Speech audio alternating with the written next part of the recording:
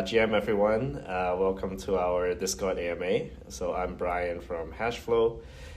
So Nicole, our head of community, couldn't make it today, so I'll be just sort of subbing in, and we hope you were able to sort of take a breather after last week. It's been a very intense week for the whole space. I hope you get to enjoy some downtime with your friends and family this weekend. So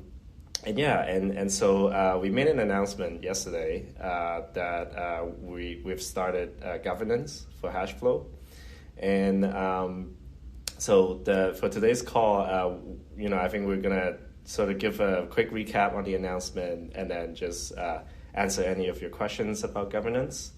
And let's get started. So since we launched a token, I think there's a bunch of newcomers to the community. So maybe it'll be good for Varun and Victor to just give a quick intro of themselves, a very quick one, and then we can dive into governance. So Varun, why don't we get started with you? Absolutely. Yeah. Hello, GM Hash Gang once again. So this is Varun here. I'm the co-founder and CEO at Hashflow, and I think welcome every new member to the game. Right, so looking super excited to have you guys here, and looking forward to what we build. I think it's been a rough week, the entire one, but hopefully the dust settles off in the next week or two, and we're already starting to make moves again. Like Brian said, we announced a governance forum yesterday, which we can dive deep into to see how it works.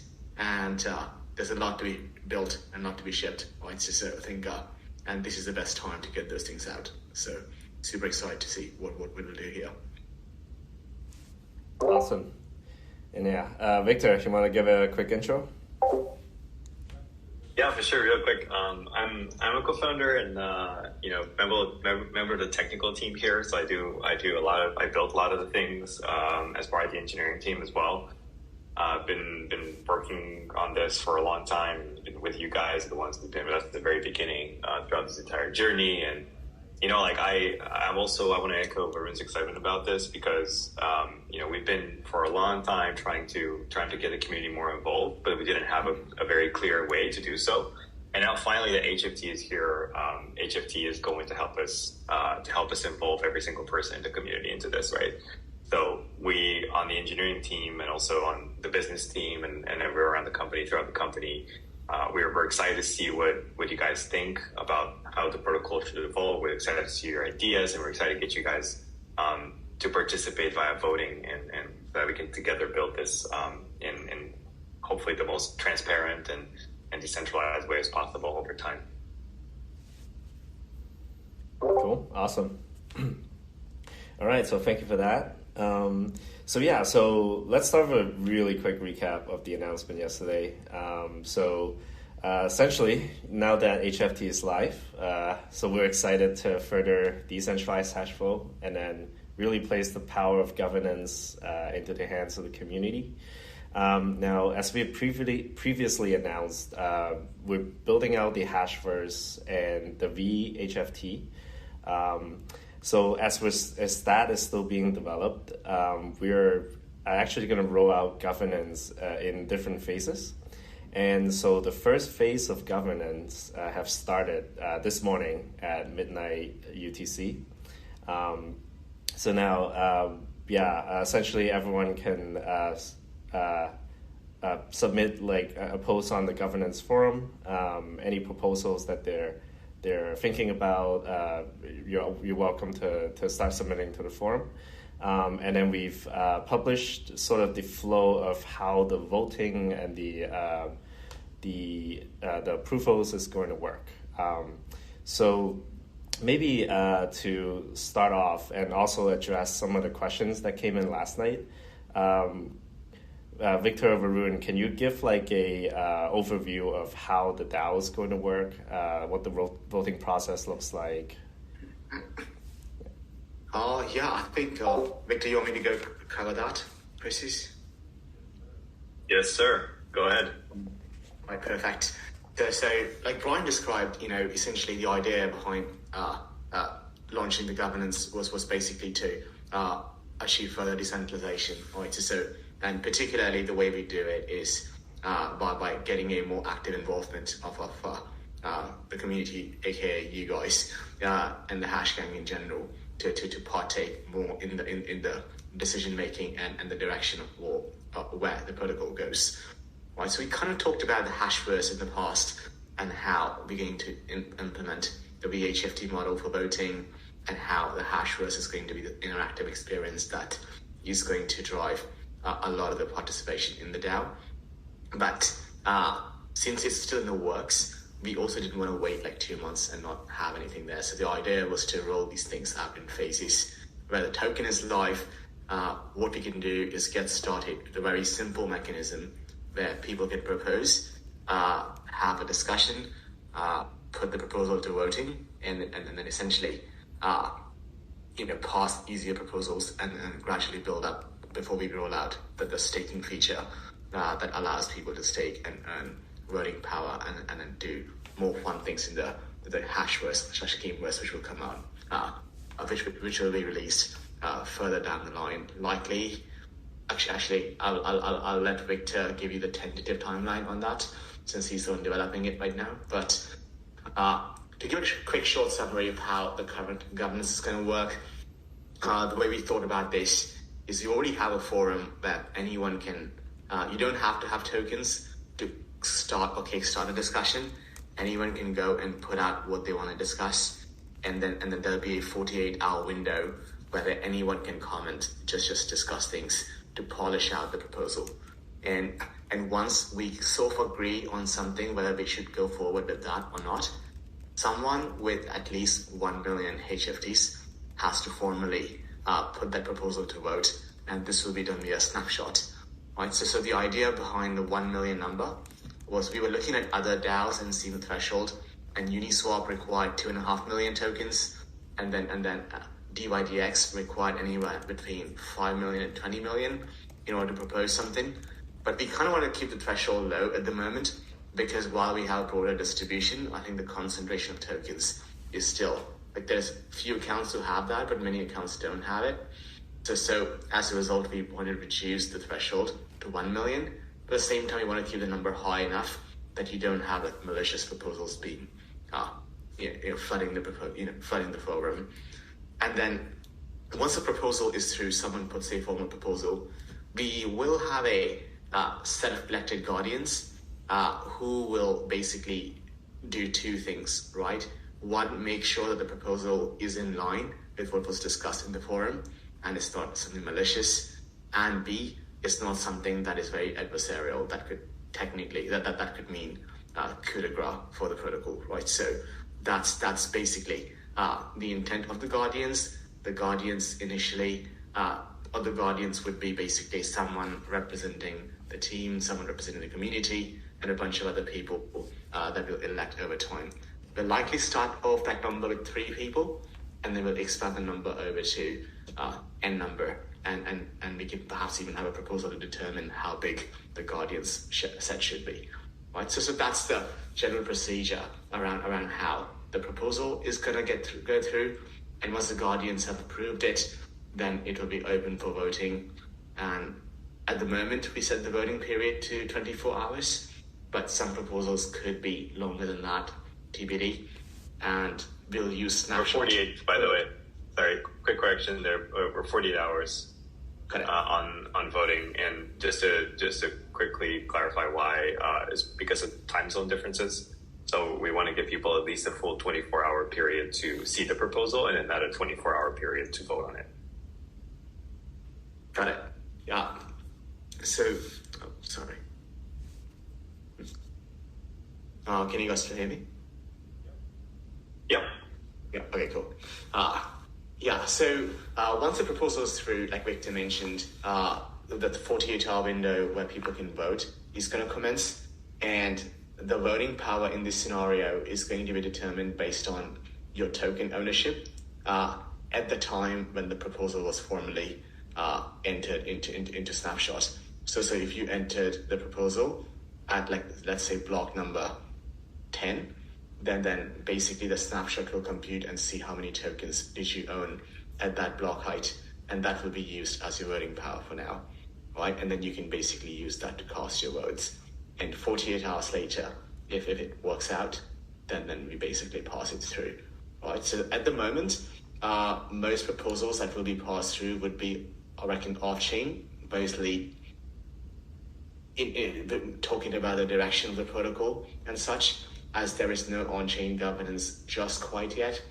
But I think there will be things like protocol fees and inflation rates and things like that Victor can talk about, what could be governed on-chain and what could be governed off-chain. But I think I'll let you talk about that there.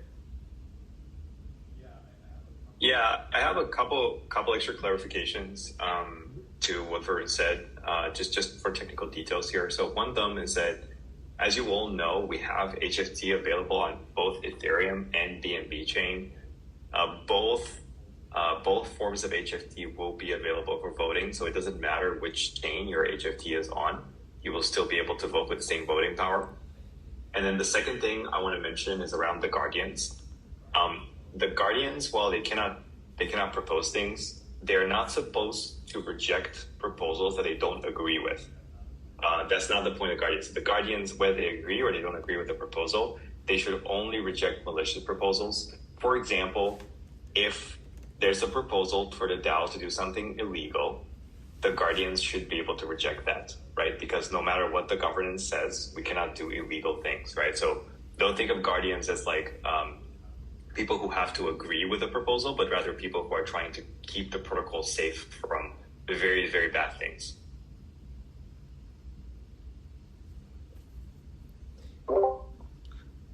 Yeah, I think that generally covers most of the detail around the governance, at least in its current form.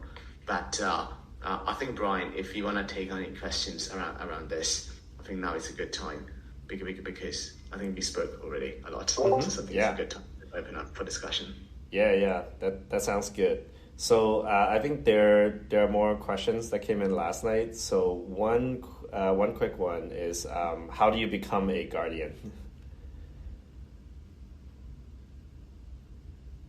So I think initially, for at least this week or so, we will be going to elect some, the members who've been like really, really active in the community over the last like year and a half, who've been like really involved, and then we'll pick some members from that, and then we'll also elect maybe like someone. We have like a general counsel like Rasan who we will have in the Guardian group just to assess. Like what Victor said, if the proposal is legal or illegal, things like that, then we'll also identify some Guardian members from the broader DeFi community, right? So that's kind of how we'll select the early set, and over time we can also improve the process of electing more Guardians. Cool, thanks for that. So now the stage is open. So anyone who has a question, feel free to raise your hand and I will put you on stage. By the way, Brian, I think I also had a question, not related to DAO, but I think on Twitter I saw a bunch of questions on Alameda exposure and whatnot. Mm-hmm. So we can just also had a quick clarification on that. So just because everybody is here. Sure. So TLDR is Alameda was in Hashflow's seed round, but the exposure is like very, very little. Like they did not like lead the round or anything. They were part of the round, and those tokens haven't been distributed to anybody, right? So all the investors have a 1 year lock and then 3 year vest.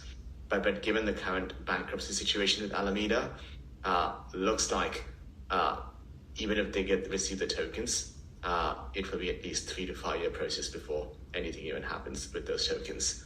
That said, we're actively exploring ways to basically just get those tokens back and essentially see if we can do something with them. But we don't have any answer to that at the moment. We're just exploring ways to see what we can do there. But the TLDR is they do not own any tokens from HFT or Hashflow tokens, and the exposure in terms of how much their allocation had. They had an allocation for is like very, very small. Also, it's worth mentioning that we have no exposure to FTX. We never had our funds in FTX. We've never been asked to deposit our funds in FTX. So we haven't lost a single dollar on the FTX dismantling. So we're strong, we're well capitalized. We have all the resources we need to build. We're going to be here for a long time building. As it stands, we see no impact directly on hash flow from the FTX disaster that happened this past. Cool. Thanks for that clarification. Sunstrike. You're on stage now. GM, can we get some alpha on Hashverse, or at least some breadcrumbs? Yeah, for sure. So, go on. What alpha would you like? So, anything, man. Of course. So I think the TLDR of the way we're thinking of Hashverse is how to build a gamified governance experience, right? So the mechanics, the way it's going to work, we'll put out a formal documentation, but the way we're thinking it's going to work is essentially anyone who's staking the HFTs is going to basically enter the Hashverse, quote unquote, and will basically be able to compete with other people by owning a avatar that represents the character in the space, right? And then the general mechanics is people complete different quests and then they earn XP over time.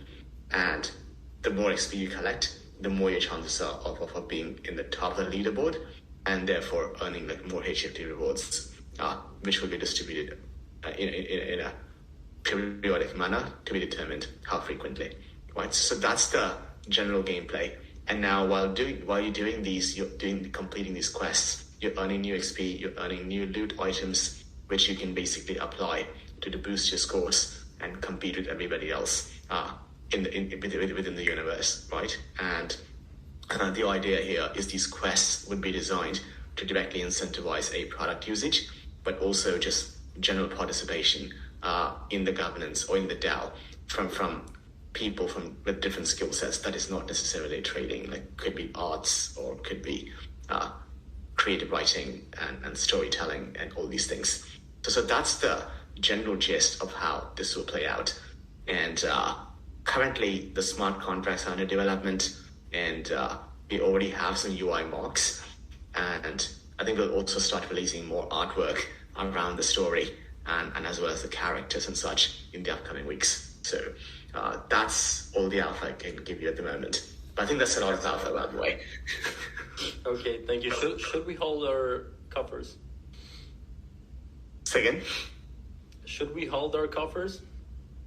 Well, I can't tell you if you should hold or not hold because of the price of the token, if that's what you're asking. But will there be some really good surprise for holding that? I can almost guarantee you that is the case. All right, thank you very much. Jin. Cool. Thanks for the question, Sunstrike. All right, next up we have Sheriff. So let me invite him to speak. Hey, Sheriff. Hello, how are you, sir? Hello, what's going on, Sharif? Hello. Hey, can you hear us? Yes, sir. Now, I hear you, sir. Lovely. What's going on, Sharif?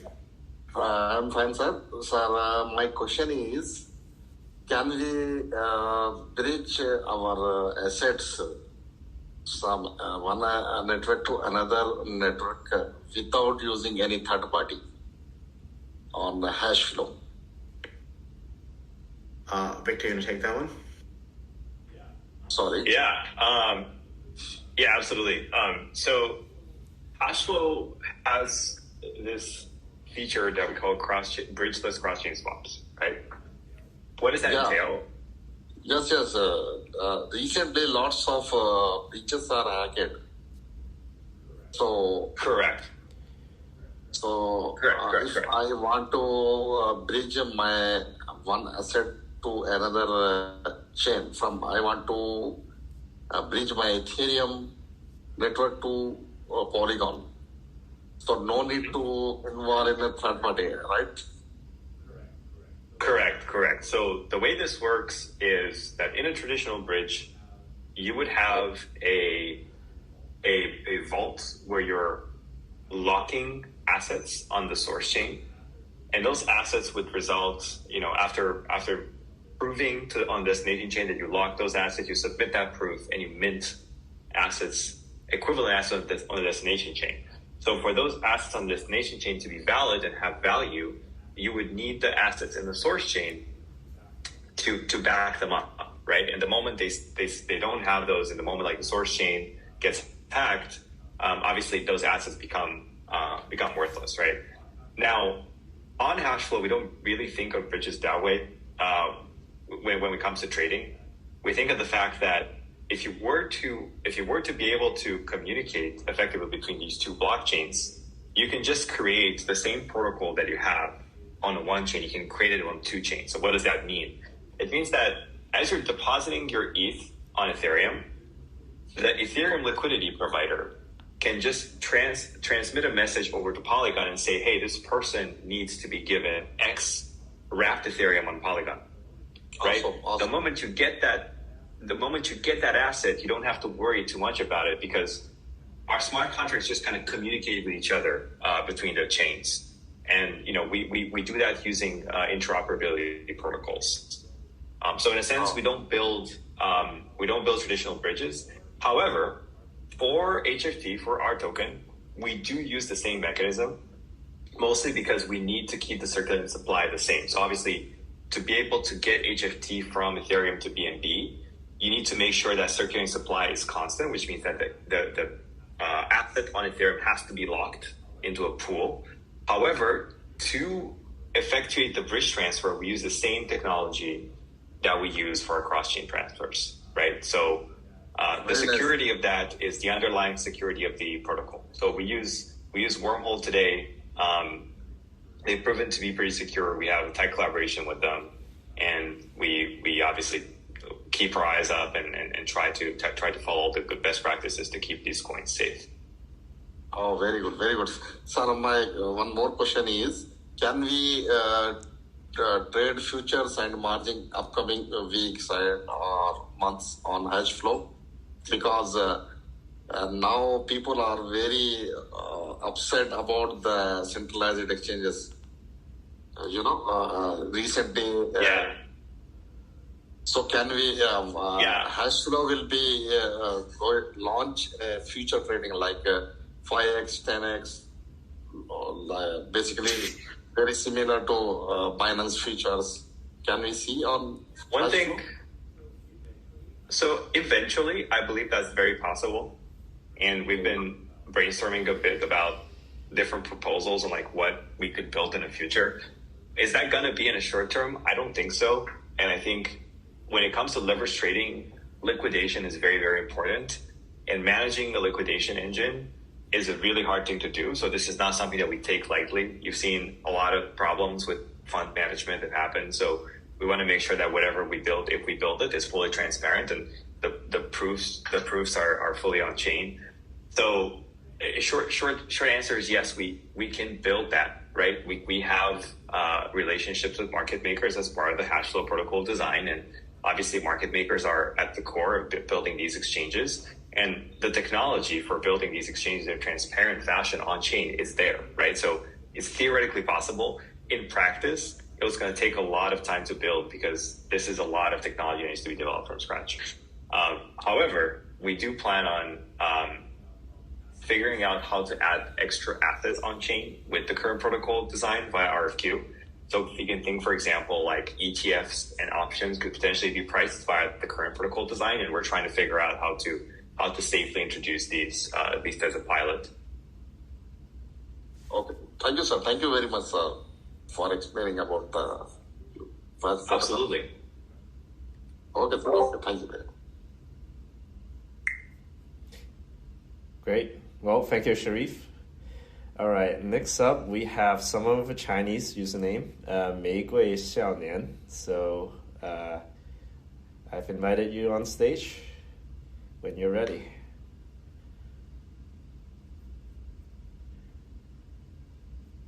Okay, he hasn't accepted the invite yet.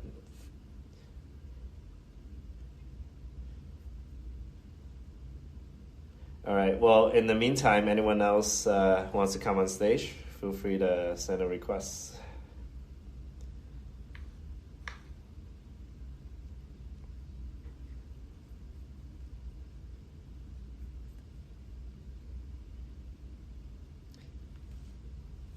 All right, no takers so far, so... I'm also curious if any of you guys typed any questions anywhere else on Twitter or just directly on Discord channels that we can surf through. Yeah, so there's a couple more in the AMA text channel. So first one is, can I participate in the Hashverse with HFT on BNB chain?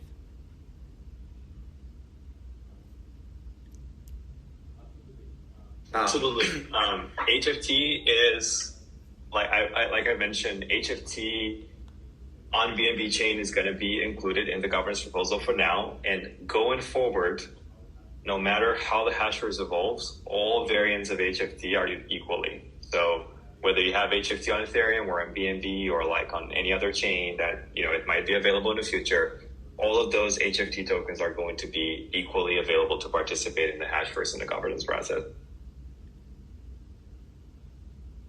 Cool. Yep, thanks for that.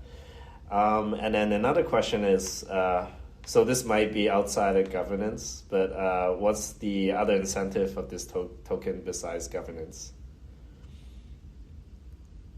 Governance and staking are the two things that HFT is used for right now. Obviously, like as the DAO proposals come in, we're curious to hear what ideas you guys have, but it's really up to the DAO to come up with creative ways to do this. For now, you'll be able to govern with it, and we want to make sure that we have a staking ability that's going to be the VE-HFT. That's all we have in mind so far. Again, feel free to propose new ways of using HFT and creating more utility for it.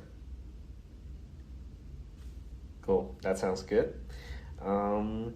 And yeah, another question is there any plans to share the fee for the people who stake the token, aka real yield? Once again, if the governance proposes that, I think that is something, if a government proposes that and it's approved, then that can be done, right? So which is why we said it's an open-ended thing, and you can pretty much do anything in the governance. But there is a fee mechanism built in, so. Okay. Yep, thank you for that clarification. All right, and then we have someone else. So to clarify a little bit on what Varun said, so Hashflow doesn't charge fees today, right? Hashflow never charged fees up to this point. It has the ability to charge fees, and naturally those fees that are charged are going to be, are the property of the DAO, right? But how the DAO wants to use them, that's an entirely different question. Where the fees should be enabled, that's an entirely different question. So the mechanics for being able to charge fees are obviously there. It's just an accounting strategy. But what can be done with these fees, how they get accounted for, who gets to get these fees, how they get invested, all that stuff, it's all subject to proposals, it's all subject to governance, whether we even have them. So again, I hope to see people get creative. I hope to see people engage in conversation about how to enable some features, how to build new features, what they think the protocol should do. We just lay down the very basic foundation of having some technology available, but we expect you guys to start talking about these things and start giving direction and start getting proposals together.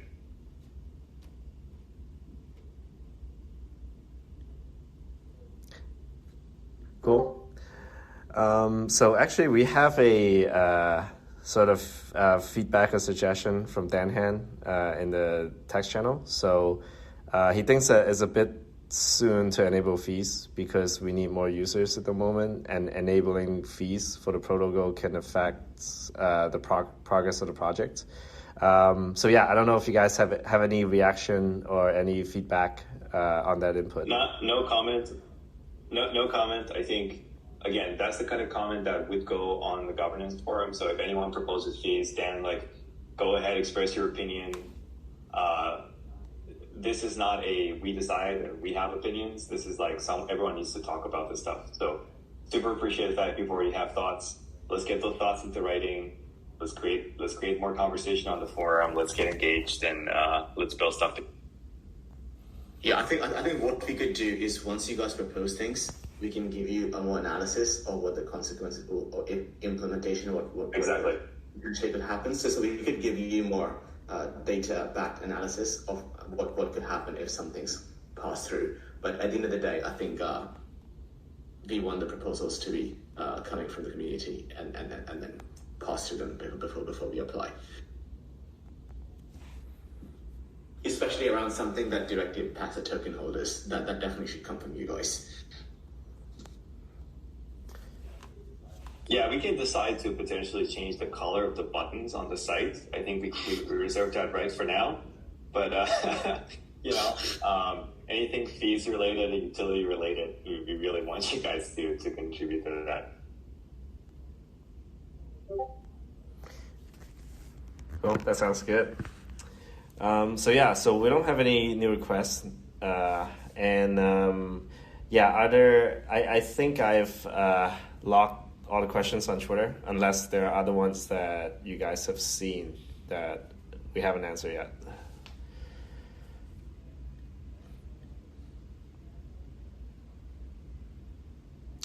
Well, if there's no other questions for now, then I think we can break. And any other questions you guys have, feel free to drop it in any of the Discord channels, and we'll try to answer them as soon as we can. Stay safe, everyone. And, we're all excited that, you're here with us, and, we're all excited about all the things that we're going to build. It's really rough out there right now. But we're optimistic long-term about what the industry can achieve. And we for sure have the energy. We have a ton of energy left in the tank to build through this unfortunate scenario. So I hope you guys are going to be here with us for a long time, and I hope you guys stay safe with the current craziness that's happening. It's gonna go away. Yeah, like I said, like Victor said, these cycles go up and down, and I think this is all part of the experience. But we'll get through it. Cool. All right. So that's it for today. Everyone, excited to hear your thoughts on the governance forum. So, sharpen your pencils, start dropping your proposals, and we'll see you there and on Discord. All right. All right. Bye, everyone. Bye, everyone. Have a good one. All right. Bye.